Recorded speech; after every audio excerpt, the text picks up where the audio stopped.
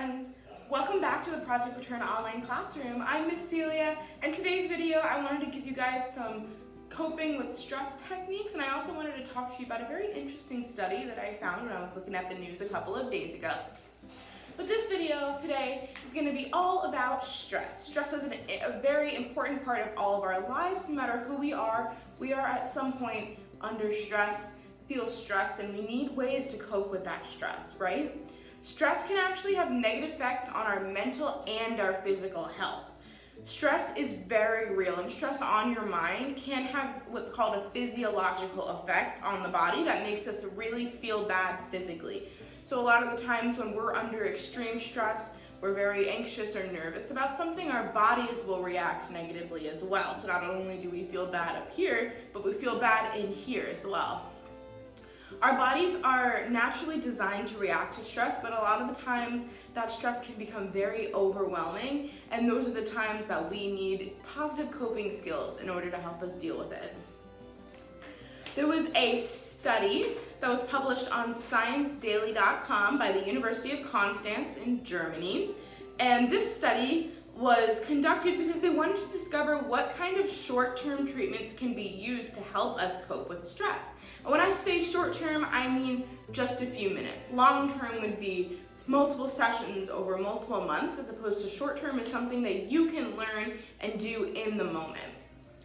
What they discovered is that even just 10 minutes of downtime and relaxation can really help us manage our stress levels a lot better and help us reduce those stress levels.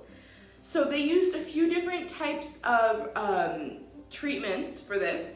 Some received a head and shoulder massage, some participants received a back massage, and then other participants just kind of sat unstimulated for a while and left to relax and really think on what's going on and then take a few deep breaths. All of these groups, regardless of what kind of massage or downtime they had, reported much lower levels of stress physically and mentally. They discovered that just 10 minutes can make a big difference. And using massage as a tool can help us alleviate some of those physiological stress symptoms and stress reactions. But regardless of whether or not you just sit there and listen to music for 10 minutes or just sit there in silence or you get a back massage or whatever, taking 10 minutes when you feel very stressed, taking it for yourself for some downtime and to relax can really help us cope better with that stress. That's not so easy for everybody just to sit there and relax for a few minutes, so I've developed some other coping skills that I've gathered from Healthline and the Cleveland Clinic on how to best cope with stress. For example, things that we can do to make us feel a lot better is reduce our substance use, our caffeine intake, and smoking. Also balancing your diet. The better you eat, the better you feel, right? Exercising regularly and deep breathing exercises is a good one as well. My favorite deep breathing exercise that I actually personally use is the 5-6-7. So you breathe in for 5 seconds, hold for 6, and release for 7. You don't have to do it just like that, but any variation where it takes a few seconds to breathe in, you hold it, and then a few seconds to breathe out really can help slow down our brains. Sensory stimulation is another great way to reduce stress, and this means that we are activating one of our 5 senses, and that's what we'll focus on instead of the stress. Smell is usually the best one for this, so some good ways to do that would be lighting your favorite candle or smelling essential oils. Studies have been conducted, and some of the most popular stress-reducing scents include lavender, rose, chamomile, and frankincense, which are all very popular candle scents. You can also activate your physical senses, and you can cuddle up with a soft blanket, petted animals, anything that's soft that makes you feel relaxed.